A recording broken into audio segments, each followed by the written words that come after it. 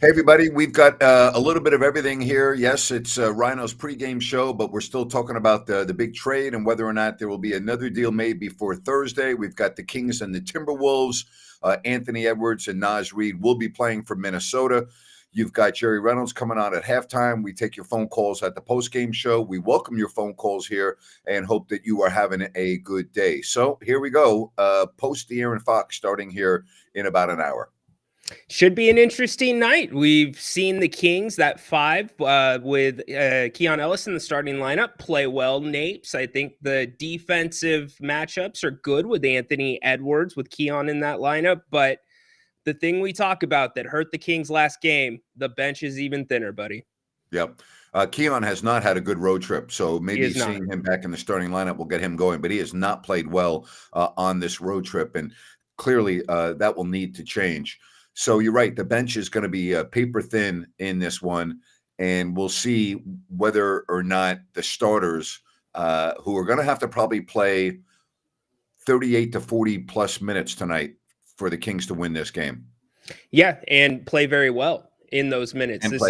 This is a team, Grant, that the Kings have seen 3 times already this season, 2-1 on the season. You've brought up it determines the tiebreaker. And here's the other thing to remember.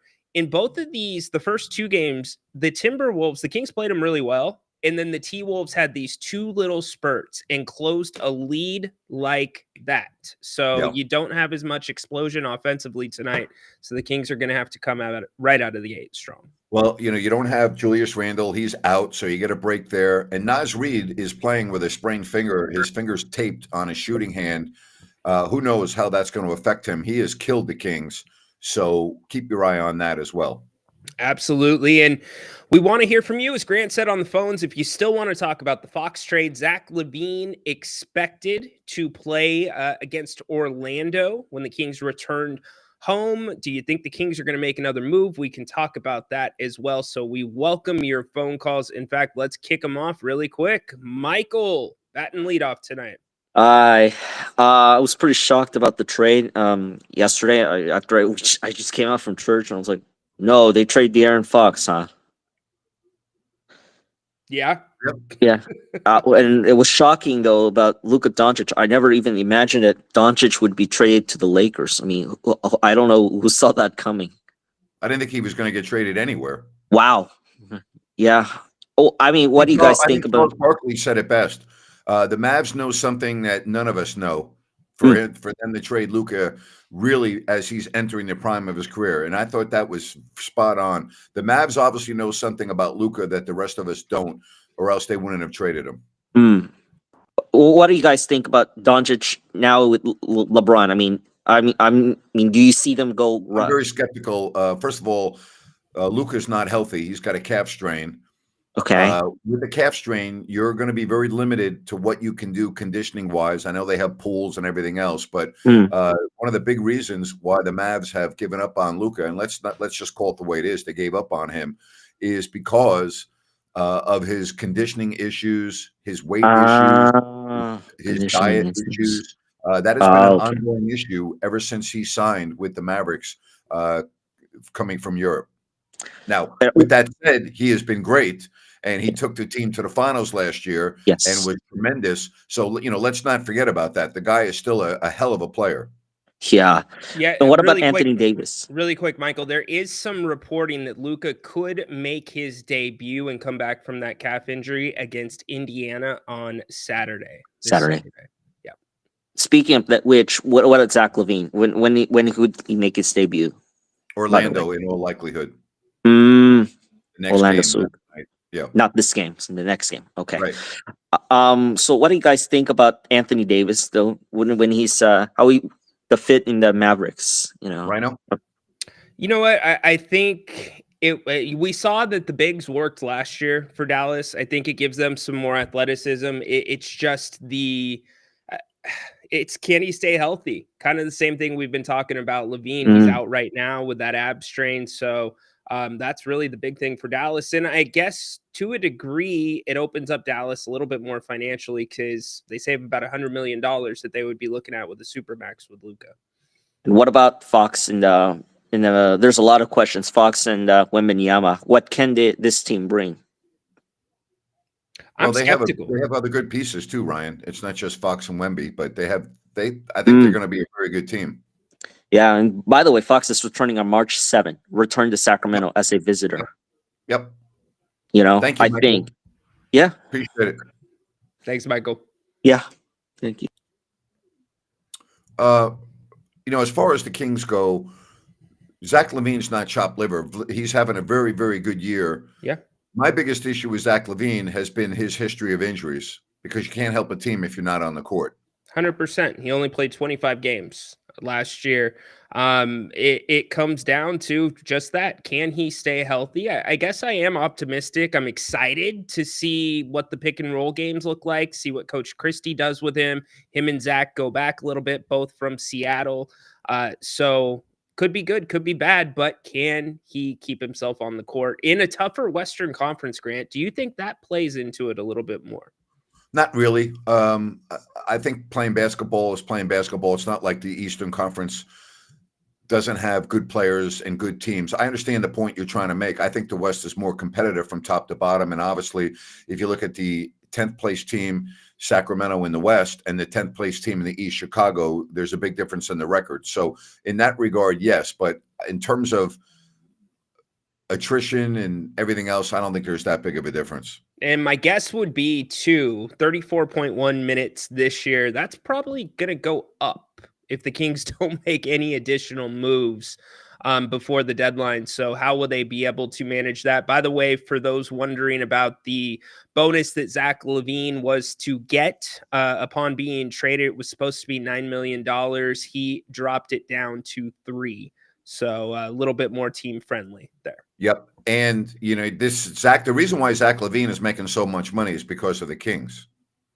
The Kings wanted him and signed him to an offer sheet, and the Bulls matched it within like 5 minutes. It's a great point, Grant. It's an excellent point. Let's kick it to GP. Hello today. Hey, guys. How you guys doing? How are you? I didn't get to call on the trade show. I was listening. And then I went back and watched a little bit of it.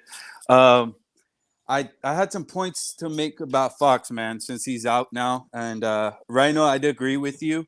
As his style of play just didn't fit. I don't know whether it was having two strong lefties with Sabonis. I know Sabonis upped his game a little bit, Fox's, but it seemed to be like his aggression just went away, and I'm not sure why that happened. But Grant, you watched him close. Since he's gotten into the league, I don't think, a guy like Maxey, look at the jump he's made from the first year.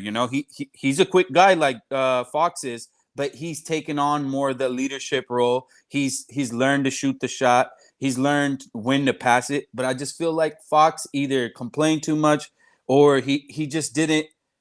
I don't think he improved as much as we would have liked to see a quote unquote all-star or a star player improve, I think you're spot on. And I think there are other players at the point guard position, such as the Jalen Brunsons of the world, that went right past him. We know that SGA is in a different category. And, I think that we have to acknowledge Fox is a very good player. But the question is, can he ever be a superstar? And I really thought towards the end of 2 years ago, and in particular the playoff series before he broke his pinky, I really thought he was heading in that direction. He was great in that series until he broke his pinky. But that's the best we've seen De'Aaron play, and he hasn't reached that level since, in my opinion. No, Grant, I was even surprised how he played in the playoffs when we did get into the playoffs after, 16, 17 years, when he did have that 38-point game. And then he did kind of regress, but I feel like he broke his pinky. He broke his finger on his hand. You're going to regress if you have a broken finger on your hand in the middle of the playoffs. He broke his finger. Game 5. Yeah. Oh, okay. I mean, as far as that was game 5, even in the games before, feel like he could have played a little bit better. But I don't. He was the best player on the floor. I disagree with you. I don't think he could have played any better at all. He was the very best player on the floor. And to further that point, the King or the Warriors absolutely took Sabonis away. They just didn't guard him, which made all the pressure go on to De'Aaron to a degree, and he rose to that level. Yeah, Hey, I mean, let let's me say say he something did. about this. He did have a decent playoff series. That's fine, but I feel let's forget about the playoff series. Let's move on. I want to get to this real quick. He dropped 60 and 49. Come on, Grant. So what? Big deal. Who cares? Tony Delk had 50 plus points with Sacramento one game. That doesn't mean a damn thing to me. Go ahead. I'm sorry. It's okay. Grant, Andre Miller dropped 52. That has I don't nothing. care. That doesn't mean anything to me. That means nothing to me. Exactly. Means nothing to me. Go ahead. Exactly. I just think he didn't improve like an all-star. He wants that superstar treatment and that all-star treatment. That's if you want that, you go out and improve in the offseason. Like even a guy like Keegan Murray, you could tell he's hungry in the offseason. You could tell he's put on the work, and you could even physically see it out there. You know, he is improving, but yes, you could tell he put on that work. Or put that work in the offseason. And I think that's where De'Aaron just relied on his speed since he's gotten to the league. And like you say, Grant, speed doesn't last forever. And I think he needed to get stronger, and that shot needed to get better. And that just didn't happen. Well, and GP, really quick, Grant and I independently, we both heard from different sources that it was really one of Fox's best off seasons of his career last off season. Well, yeah, Rhino, but think about it. It's in year 8. He should have been having these in year 2, 3, and 4. He wanted to be an all-star. He wanted to lead us to the promised land. Well, then you got to look like you're a guy that's going to the promised land. You know, you can't sit there and get away from what you do strong, which is attacking the rim. Whether they're getting you the call, because in Sacramento we're never going to get the call. So whether you're getting the call or not, like, you got to keep attacking. That was his best asset. And as far as the trade goes, guys, we did get hosed by the Spurs, because if you look at it, they didn't give up anybody. Who did they give up? They give up some guy that is we brought over another small forward or guard from them. Not even a power forward. Won the trade. The Spurs did. It was a tremendous trade for. How do we get out of that trade without Vassell, without Keldon Johnson, or somebody else to pair up with Zach LaVine? I get it. Like, Zach LaVine's great. His efficiency this season's been good. I just hope we could plug him in, and I think Zach LaVine will do better than even De'Aaron Fox, because he could shoot better, for one, and he's not. He's a much better shooter. Yeah, and he's not hurt, and this will allow Fox and DeMontis to have more role or more space in the offense. Monk. Monk and DeMontis on the pick and roll side. Who do you guys think we should pick up as far as any bench players or any moves going forward? You guys think that might happen to help out the forwards in the center spot? GP, thank you very much for the call. We appreciate it. I mean, we'll see what happens. There's, a couple days left. I can't give you names of who I think they might pick up, but I do think they're actively trying to make another deal. Yeah, 100%. I'm with you. I think they're definitely looking for frontline help. I think you have to look for a point guard now at this point as well. This is what the Kings have right now, beautifully laid out by Bobby Marks, their draft assets, what is owed, their apron rules. They did get a couple of trade exceptions with this trade, which helped them out against the cap. So we're not going to get into the minutia of it, but that was one good thing that came from it. And certainly, Grant, I think you and I both agree, and I think many people here on the show agree, this can't be the only move. There's got to be more. And you said possibly DeMar DeRozan last night. Yeah, well, if you're going to get something of value, you have to give up something of value, and you're not giving up Malik Monk, and you're probably not giving up Sabonis, so that leaves Keegan Murray and DeMar DeRozan. Yeah, Keon Ellis as well. And I don't think a team's going to go get Keon on his own, so it's a very good point. PK, welcome in today. Hey, boys. Hey, PK. Hey, I've a few points. I might be wrong, but it's a beautiful Monday for me. It's a beautiful Monday because although Grant says that that Spurs are the winners in this trade. But think about this. Spurs, we got this monkey off the back knowing that, like, even though Fox is good, when by the like next year Fox is going to get paid $37 million, and then when his contract is up, he's going to ask probably for $50 million, and then when Spurs don't have Wemby at $17 million, they will probably be paying Wemby a supermax by the time his rookie contract comes to fruition. So Spurs, I don't even know how Spurs can find money. I feel like they will need a GoFundMe account to keep Fox at 50 mil at renegotiation contract with Rich Paul. And I don't think, what did we lose? We didn't lose anything. We already know Fox. Only Kings fans know Fox. Well, you're naive if you think the Kings didn't lose anything. You're whoa, stop for a minute. If you don't think the Kings lost anything, then you're not being objective. Okay, you're not being objective. We've got Zach they lost LaVine, the starting point guard of the team. Whoa, stop. They lost the starting point guard on a team that in the last 2 seasons won 48 and 46 games respectively. So let's not make it sound like De'Aaron Fox can't play and he's chopped liver and he's not valued around the league. That's not being fair. Well, hey, I'm going to tell you this, Grant. 2 weeks ago, Zach LaVine at Bulls was untradeable. That was like part of their. You know what? You don't know what the hell you're talking about. You have no idea what you're talking about. Goodbye. You just don't know. You just stop with your stupidity, okay? Jesus Christ. I mean, really, PK, stop it already.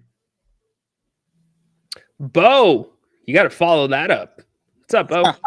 What's up, guys? That was hilarious. You guys kind of pointed on it. So the trade exceptions, kind of confusing, but I was trying to teach myself a little bit after our call last night because those were interesting. There's a 16 million and there's a 12 million, right? That we gained from that trade. And is it? I don't trust these trade machines too much. Is it true that we could send, let's say, 2 second-round picks for like a J-Val and no player in return to the Wizards? Like, can we? Is that a thing? Is that a possible action? Because these trade machines I've seen, they allow that with a trade exception. Is that how a trade exception works? Yes. Okay. The NBA salary cap is the most confusing thing in all of sport. Yeah. And you've got to be careful when, as a fan, you think, well, the Kings can do this trade or they can do that trade. Sometimes you can, but oftentimes you can't because the numbers don't work and everything else. So these trade machines are actually very good. All right. Very good in terms of showing fans whether they're possible or not. So, yes. Mm-hmm. Okay, cool. Because, I mean, I was just playing around in there. And like I said last night, I'm not really pinpointing the Collins and Cam Johnsons. Those sound more like we'd have to leave, get rid of DeMar. And I mean, we brought him here because he wants to finish his career in California. Now, I know it's a business, and that's not something, you have to ultimately weigh when you're trading a player, but I don't think we would. I hope we wouldn't do bad by DeMar and send him to like a Utah team. You're not doing anything bad by DeMar. It's a business, and if you feel that you can make your team better, then you make the trade. You're not worried about doing someone bad. It's the NBA. He's making a ton of money, and everyone that plays in the NBA understands that part of being a professional athlete is trades. I mean, if Wayne Gretzky can get traded, DeMar DeRozan can get traded. You know what I mean? Like for 100% for sure. Last question: Would you Grant, Ryan? Would you guys prefer to see DeMar move for a more of a Cam Johnson, John Collins player that you hear out there? Or would you rather use those exceptions for like a smaller player and maybe pair a few second-round picks to get a J-Val or a Caleb Martin type player? Maybe you go out there and get Kelly Oubre if he's available. What would you guys think? Rhino? I think you can get John Collins without dealing DeMar. In fact, I don't think Utah would want DeMar's contract. What does that look like, Ryan? This year, DeMar's making 23.4. Next year, 24.5. And the year after that, 25.5. 1.7. So they're looking more for expiring contracts. Danny Ainge isn't looking for DeMar DeRozan with what their future is there. I wouldn't be mad at an Oubre. I would not be mad at probably if I had to rank the players in order, I would say Collins, Oubre, Valanciunas. Okay. What's the contract that you could get rid of to get Collins without DeMar? I mean, how would you make that salary work? You could get creative. Like you said, you've got your trade exceptions. Trey Lyles works really well, especially if you were to bring in a John Collins. You swap out the positions there, and then the money's not perfect. But I think when you add a trade exception in, you're getting pretty close. And then the Utah Jazz get capital back on the back end with draft picks. Okay, cool. Hey, thanks, guys. Thank you. Mm-hmm. Hey, Thanks, DK, as far as, me roasting you roasted yourself with your stupidity. I have no problem with you calling the show, but don't call with stupid stuff. All right. Call the show whenever you want, but use your brain a little bit. Okay. That's all. PK, I don't think I'm asking too much. PK just gets so excited he can't control himself. He can't. Just relax, PK. Just calm down, relax, and think about what you're going to say before you say it, so you don't embarrass yourself on the stream. Yeah, I actually did you a favor by hanging up on you. This is true. This is very true. I mean, I'm trying to help the guy out, for crying out loud. Mike, what's up, man? Hey guys, how's it going? Good. How are you, buddy? Not much. Just my first time calling. I just had a question for you guys. Just me and my brother, we've been huge Kings fans, been watching Grant since we were like 10 years old. And how much of the trade did De'Aaron force the Kings into this place? I mean, you guys might have already discussed this, but how much of it was this forced by De'Aaron, and how much of it would you say is ownership's fault, the position they were in to basically make this trade, if that makes sense? In my opinion, things changed the minute he signed with Clutch Sports. Yeah. That's when everything changed. Okay. When everything changed. Ryan, do you agree or disagree with that? I think it sent a completely different tone to the Kings front office when you sign with Clutch. It sends like we're serious now. You need to monitor what's going to happen. Look, I don't think De'Aaron forced their hand per se, but the writing was on the wall. The Kings got ahead of it. Could they have maybe held on to him and extracted some more from another team? Sure, but you don't know what the market's going to look like. You don't know if guys get injured. But this is just classic business. He's not going to sign an extension. He's not signed one twice now. You got to get rid of him. You got to put the team's best interest before the players. Okay, yeah, that's what I figured. So would you say that having Zach LaVine was I'm not saying it's the best choice, but was it the best one available, or did they rush it too fast? Was it too rushed, do you think? Only Monty McNair knows the answer to that question. Yeah. We don't know the answer to that question, but I do know that there has been an attraction of Zach LaVine from the Kings owner for many, many years. Right. Okay, cool. Thank you, Grant. Thank you, guys. Thank you, Ryan. Maybe Monty McNair would refer you to Vivek Ranadive on that one, Grant. Yeah. And thank you, Mike, for the call. Mike. We greatly appreciate it. Because the Kings, again, signed Zach to an offer sheet, which is the present contract that he has. The Kings were going to give him a ton of money, and yet the Bulls matched the offer. Does that in some ways make you feel like things are kind of a couple years behind with this organization if you're still fixated on a player like that? The other thing that concerns me of a trade of this magnitude in acquiring a player like Zach LaVine, he's been available and everyone's known that he's been available for quite a while now. And yet no team wanted him except for the Kings, or at least the Kings are the ones that got him. And I honestly believe, and I have no way of knowing this is just my opinion, that had the Kings not traded for Zach LaVine, I believe he would have been on the Chicago Bulls after the trade deadline. And so what is it that the Kings see that other general managers don't want anything to do with? Just a thought. It's a very good thought. We will stew on that. But first we go to Texas. Jeff, what's up? Jeff, you there? So, yeah, can you hear me? Yep, go ahead. All right. So, what I'm not liking really, and I heard it not from everybody, but from a few people, is the whole good riddance, Fox is gone talk. Like, yeah, he signed with Clutch Sports and he kind of wanted out, but it was time. I mean, he didn't make a fuss about it. He gave a preferred destination, and good for the Kings for accommodating that. But we should all wish him the best. I mean, I know not everyone is like that, but I don't like the people act like he wasn't a figure in Sacramento. It's like he was one of our best players that we ever drafted. So we need to respect him in that way and wish him luck. But it was time, and I'm glad they made the move. But yeah. Anyways, that's all I don't really think that the majority of fans have a good riddance attitude about De'Aaron. No. I'm not. I said that. There's not a majority, but the ones that I do hear, it kind of upsets me. And I know that it's in the minority, so I'm probably just overreacting. But that's all. Now he's in Texas with me, so I guess we'll see how he does. Yep. Thanks, Jeff. Thanks. Appreciate you. If you're gonna have, it's different than a good riddance, but if you want to have some frustration, I'm directing it at the front office because San Antonio, we said it at the start of the show, they made out like bandits. And that was De'Aaron's preferred trade place. I mean, maybe you turn the lotto ticket in right when you win it. Maybe you hold on to, I don't know. Does that sit bad with you at all, Grant, that the Kings did?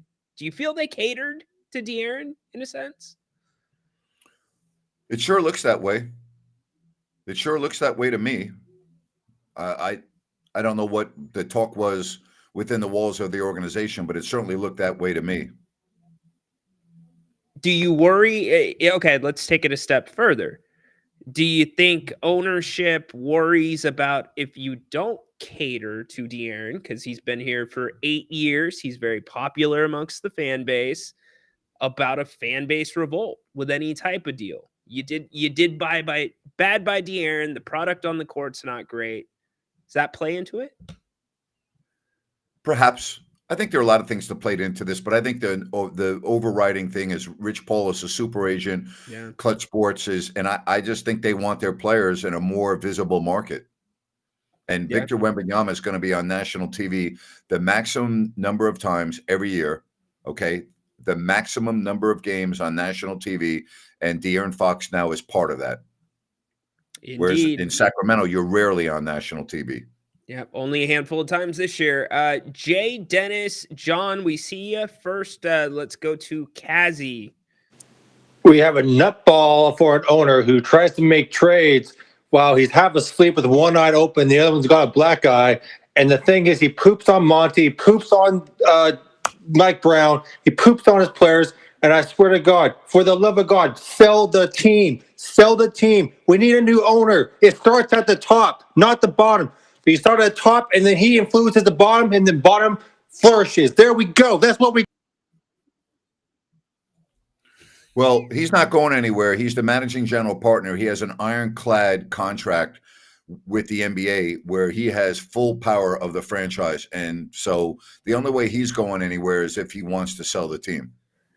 Yeah, and that starts with the fans. It completely starts with you. Just because the Kings do something doesn't mean you don't have to be okay with it. You cannot buy tickets. You can boo. You can push back. I mean, look at what's going on in Dallas. The Mavs fans are revolting big time. Did you see the coffin that the fans brought? Yep. The AA Center. The fans in Dallas, that might be going on in Dallas. I don't think that happens if Mark Cuban is still the managing partner in Dallas. No, there's no way. No. Zero chance. That you want to get into the sport or the business of sports. And of course, we're going to be bringing Jay up here in a second. That really plays into any type of Luca deal. How you land Luca in LA and you've got, oh my gosh. I know. Come on, man. You got Luca and you got Ohtani in LA. Come on. Get out of here. Jay, what's up? How you guys doing? Hey there. Good. How are you? Well, like you guys said, one of the callers mentioned, there's a lot of sour guys about the De'Aaron Fox trade, and I was more on when the news came out. I definitely was like, you don't want to be here. then you could get up out of here. But at the end of the day, that's for the benefit of the team, right? Doug's still going to have to coach this team through whatever rumors going on. Players have to play. So that's part of my mindset with that. But at the end of the day, notoriety and what De'Aaron Fox has done for this organization was phenomenal. I tuned in to the Kings not because I wanted to watch Sabonis, not because I wanted to watch Monk. Well, I wanted to watch Monk, but it was Fox. That was the guy. I believed in Fox. Mike Brown believed in Fox. Vivek believed in Fox. This whole organization and the fans believed in Fox. So before anybody's talking about, oh, forget you, Fox, this, that, and the third, I wanted to say, for my behalf, I wish him well. I'll be watching some more Spurs games for sure. I wish him well too, but what did he do for the organization? It was more so for the fans than the organization. When we look at the win column and you look at what championships and that static and those statistics, he didn't do much. But it was for the fans and the people, and to see somebody who loved being here and said that he loved being here while he was here. And I believe partially of what he's saying. Obviously, the situation isn't the best for him and where his trajectory is going and where he wanted to be in his career. But, you have to appreciate something like that. It could have been a lot worse, like DeMarcus Cousins or something like that for a guy that was the face of the franchise at one point. And the reason with the Rich Paul and him being a super agent, that's 100% spot on with what Rhino asked you earlier. I think it has to do with, him wanting to go where there's stability. San Antonio, you have a face of the franchise. Like you said, he's going to be the most viewed guy in the NBA for the next decade. And as a Kings fan, that's what you should want for Fox, really, because we've been saying he's been underrepresented or what's the word I'm trying to look for? I'm going to make a prediction right now. The Christmas Day game in prime time next year will be San Antonio and the Lakers. Anybody want to disagree with that? I agree with that. We already know what the Christmas Day game is going to be next year with Luca and Wemby being the headliners, right? Yeah. But yeah, so this will be De'Aaron's first Christmas Day game. Little things like that. Yeah, and he'll be wearing a new number 4 for his wife Reese. Oh, well, and she's phenomenal too. So, but the whole Fox family, they're amazing. This is what you should want for Fox. He's happy. At the end of the day, that's what matters. Yes, the Kings did get a little bit fleeced with the picks situation, and they were definitely catering to Rich Paul. But look, they brought back another Rich Paul player in Zach LaVine, and you want to do right by Rich Paul. Unfortunately, that's just the way it is. You want to. He has a lot of guys that are good, and that's just what it is. If you treat De'Aaron bad, Rich Paul has some say in where his clients play. Now, I don't know about the Sacramento Kings. They didn't treat this such and such, so you kind of have to. I don't think we made out terrible with the trade. Obviously, it does say, to Rhino, your question, yes, he was accommodating Fox. The Kings were accommodating Fox, but I think it could have been a lot worse. I'm glad that we, that's beyond this. Well, maybe Rich Paul can take some of that stink off of the organization that Vivek's caused with jumping to the fourth coach on the bench, with having your general manager fire your coach on the way to the airport after addressing the media after practice. So who knows? I want to get your guys' take. I think I got yours right now. I wanted to get Grant's real quick. I mean, you just brought it up. Luca, Anthony Davis, what's going on with that in your mind? I think it's a terrible deal for Dallas, but I think Charles Barkley made a great point yesterday. Dallas obviously knows something about Luca that the rest of us don't, or else they wouldn't have traded him. That could be true. I don't know. I think the Lakers made off with like a bandit. I mean, right now on paper it looks phenomenal. You have the superstar of LA for the next 10 years in your hands. So, I wonder if David Stern was still alive, if he would have vetoed that deal. Good point. Star for star. So maybe not. Yep. All right. Jay. Well, thanks, Jay. I'll tune in later. Hope you guys have a great rest of the show. I'll be watching. Thank you. Don't forget that we will be on at halftime as well when we wrap up this show later this hour. And then that means Jerry Reynolds. And then we'll have the post-game show. An update on Minnesota. Both Anthony Edwards and Naz Reid went through shoot-around today, and they're both expected to play. Anthony Edwards has been dealing with an illness. He missed the last game, a loss at home to Washington. And Naz Reid in the third quarter of that game sprained his finger and did not return and was at shoot-around this morning with his fingers taped, and we'll see how that affects him. Yeah, Naz has been very good against the Kings this season. Hopefully the Kings can cap those guys up or bottle them up a little bit, show them some zone defense. Let's go to Dennis. What's up, Dennis? Good evening, guys. How's it going? Hey, Dennis. Oh, man, I'm just really excited for the Zach LaVine trade. You know, I wanted this guy like 8 months ago, but salaries, you know, we couldn't really get him in there. But now with Fox finding a new home, you know, I'm really happy that we got him. But still, we need more of the roster, though. We subtracted 2 guys off our bench, and now, you know, I mean, obviously, Monty's not done. Monty's not done, but I'm just excited and for the chance for this roster to finally get some bench support. I'm tired of looking at the bench being the most inefficient bench of all NBA. It's horrible, and finally get some relief to these starters, and I'm really excited. So, okay, all right, appreciate it. Thank you very Dennis. much. I guess a lot of people are saying you got the jersey wrong that he's wearing number 2. I don't know what number he's wearing, and I don't give a damn what number he's wearing. Makes no difference to me. Okay, well, I got an update that it was going to be number 4. We'll see if that changes. Well, everybody's saying it's going to be number 2, but who the hell cares? All right, fair enough. All right, let's kick it back to John. John, what's up? Gentlemen, how are you? How are you? I'm doing well, sir. Thank you.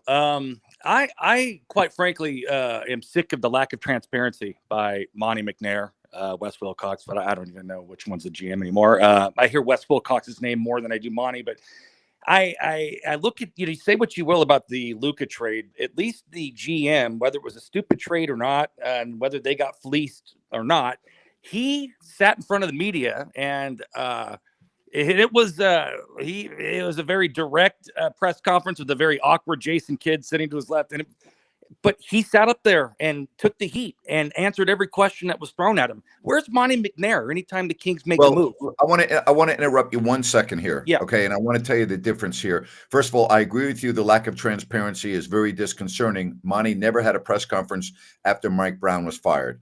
A lot of general managers will wait until the trade is official. Okay. This trade with the Kings and the Bulls is not official yet, pending physicals. It is very possible.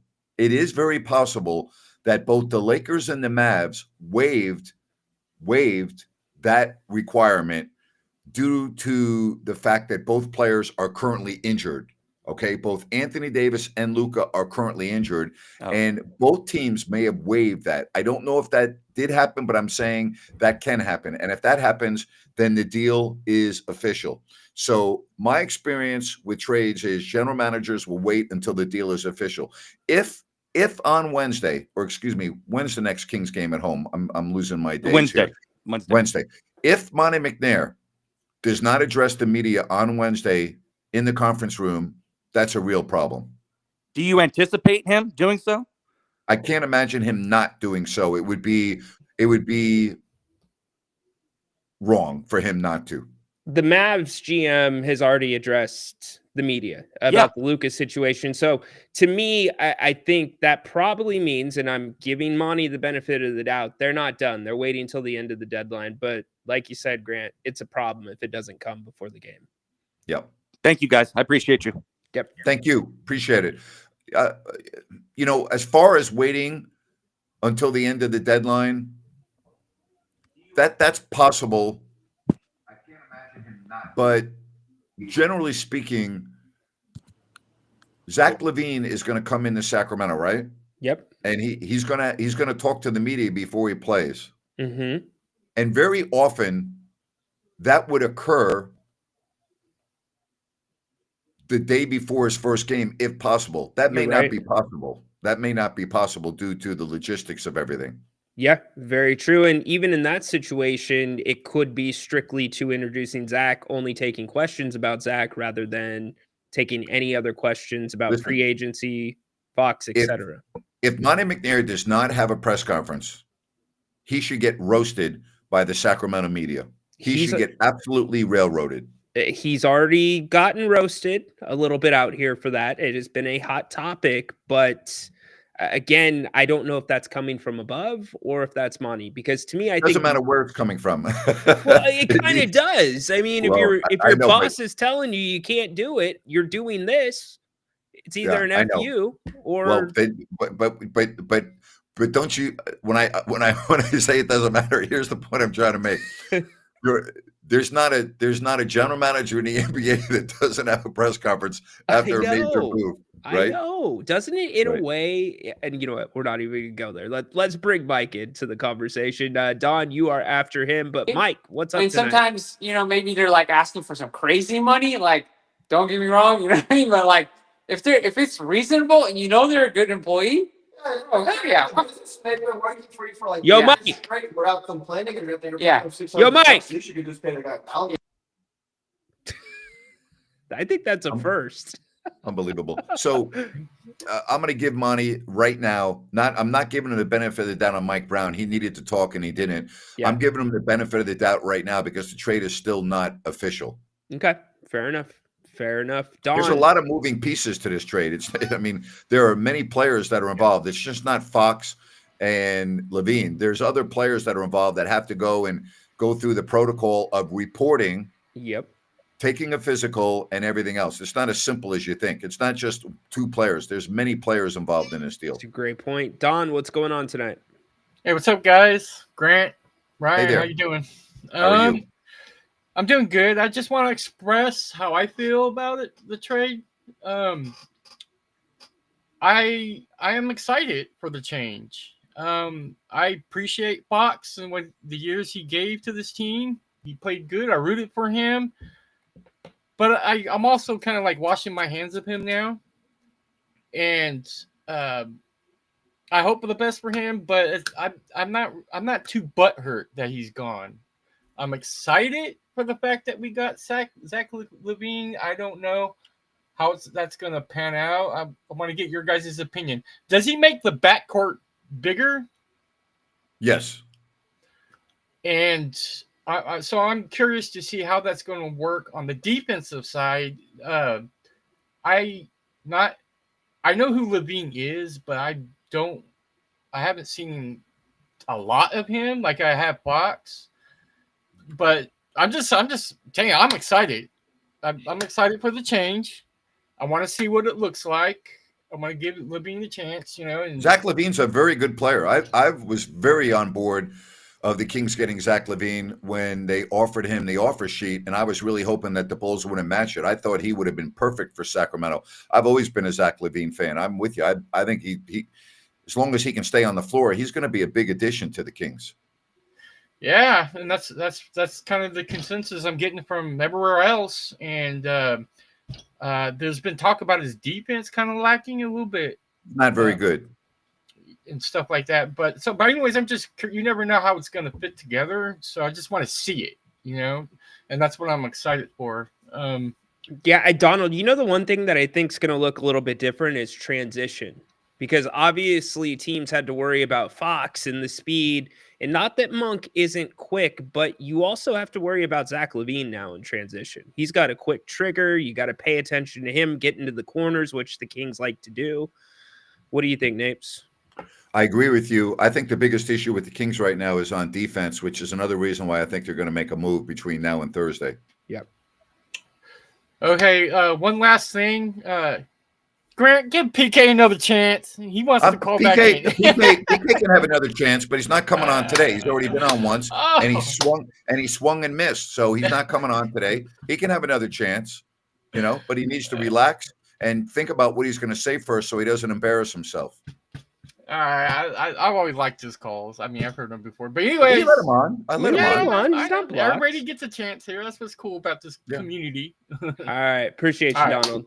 He's part of the fan. He's part of the if you don't like that family. He is. It's okay. Hey, all you people in the chat calling me out, go look at the San Antonio Spurs website, or not website, their X account. De'Aaron switched to number 4. I am right. You are wrong. Okay. Got it? There. Take that. Take it. Come on. I'm not going to run with that and be wrong. Get out of here. All right. I kind of miss PK too. PK, you want another second chance? Free PK. I missed PK. Well, we do have 2 I don't want to get all stressed out before tip off by me having to yell at PK again. So we'll let him come on and post game show. How's that sound? There you go. I was going to say, what are the rules? Different show? Yeah. He can come on the post game show. Absolutely. Okay. Yes. I love it. I absolutely love it. So what are you expecting tonight? 5.5 point underdogs. The Kings are. You expect to rally? They getaway game, Grant? What's that mean to a team when you've been on a long road trip? It's very difficult. This is the hardest game of the road trip. At the end, you've been on the road. You've gone through a lot of turmoil. You've gotten your ass kicked. You're shorthanded. Your bench is going to be extremely thin tonight. My issue is more of, are you going to be competitive or not? There are too many games on this road trip where you have not been competitive. And that's been a big concern of mine. So, Doug said after the last game, we're going to find out a lot about our guys. Well, we'll see. I think that the game will be close. I want to see how much stamina Anthony Edwards has. He's been sick. Yeah. And then I want to see how Naz Reid looks, because if Naz Reid is not effective, I think the Kings will win this game. Look, Minnesota at times has been constipated offensively. Last game, they only put up 103. 4 games ago, Atlanta, they didn't won have Anthony with Edwards 100. last game. I know, but they only scored 100 against Atlanta. And we've seen them kind of be bipolar in that sense. So can the Kings confuse them? New Julius Randle. And they didn't always do great with the zone defense. So correct. Doug's got to find a way to mix the zone, but not just lean on the zone. And I think that's gotten the Kings into some trouble here in the later stages of the road trip. And I think the other positive is if you looked how the Kings played in the games that De'Aaron Fox missed. Great point. The Kings played arguably their best basketball of the year. So I know that Doug and the fans are hoping that they see a return of that in this game. I think it is imperative that the Kings stay out of foul trouble tonight because of their weak bench. They are going to have their starters log a lot of minutes. Absolutely. And Minnesota, not an overwhelming home court advantage like it was at the start of last year. Only 12 and 11 on their home court this year. They're not good at home. But great point about the foul trouble. Sabonis and Keegan, they got to be really careful about that. They really do. And so the whistle is going to be important in this game. And, if you can get a win here, you go home and play a team that right now, based on their lineup, is maybe the worst team in the league in Orlando. You got a chance to get feeling good with Zach LaVine coming in. You can change the entire feel and momentum of where you're at right now. Excellent point. Let's go to the Guru. What's up, Guru? How you guys doing? Just wanted to throw out my 2 cents on everything here. Just about the trade. I know I heard a little bit of your thoughts earlier after the trade, what that happened. And I do want to say, I thought the Kings did not get much. I mean, I know you guys have said similar stuff, but I mean, I remember one of the pre-games I was telling you guys, hey, would you guys have been excited if we got the 2 Atlanta picks, Sohan and Vassell? If that was the package. We didn't get any of these assets. That's crazy. 0. We didn't get any of their top 6, 7, 8 assets, I think. I mean, we didn't get Champagny. We didn't get Vassell. We didn't get Sohan. I thought, does that really show? Does that really show, that we were just handcuffed throughout the whole time? We weren't going to get anything for these guys because they knew, hey, he's going to go to the Spurs eventually anyway. Well, the Kings had to make a decision whether they were going to take this deal now or were they going to wait until the summer and see if they could get a better deal. And I don't know what Monty McNair is thinking. So I don't think the Kings got proper value back in return. I'm not a fan of the draft picks. I'm just not. And they're not good. The other part of this that will start kind of coming out, and I guess it begins maybe with the Monty press conference, was it that bad? behind the scenes? Was there more going on than what's been let on in the media? So we'll all know that soon enough. Yeah, because I'm thinking like maybe they didn't think they were going to get that much because not many teams were going to want to rent Fox for a year and then probably lose him. It looks like Fox was telling everyone, hey, I'm going to the Spurs in 2026 no matter what, is what it seems like that I'm thinking Monty was thinking as well. And so that's why they weren't going to get anything from all those teams. I mean, I would have rather just try to go for the summer and take out the front office, get a new GM and let that guy make the decision with Fox. But I guess they really thought that either like your Rhino's saying, was it really that bad? Was Fox like just, hey, get me out right now, or the teams that they thought in the summer weren't going to give much anyway, and this is the best we were going to get. Yeah. Here's the other thing too. We've debated this, whether Fox stayed, what's his value, what's he's worth. And a lot of people here in Sacramento, 50 million Supermax. We know the deals he turned down. You know, that's probably ×2 across the rest of the NBA. I bet you the rest of the NBA probably sees him, if he wants to be a part of a contender, a better team, a 1B, a 2A, not at a $40, $50 million pay level. So there can be some ambiguity there as well, Zach. Yeah, that's true. But I mean, like, we're paying $50 million to Zach LaVine, and like, so they got to look at that the other side as well, like that. But these deals were all signed before the CBA went into effect. This CBA has changed everything, and I think you're going to see that with this trade deadline, and even again this summer. No question, it changes everything. No, for sure. And I guess we'll see. Like, I mean, I think there is more to come. We still have a wing deficit, athleticism, a big, like all that stuff is still a problem.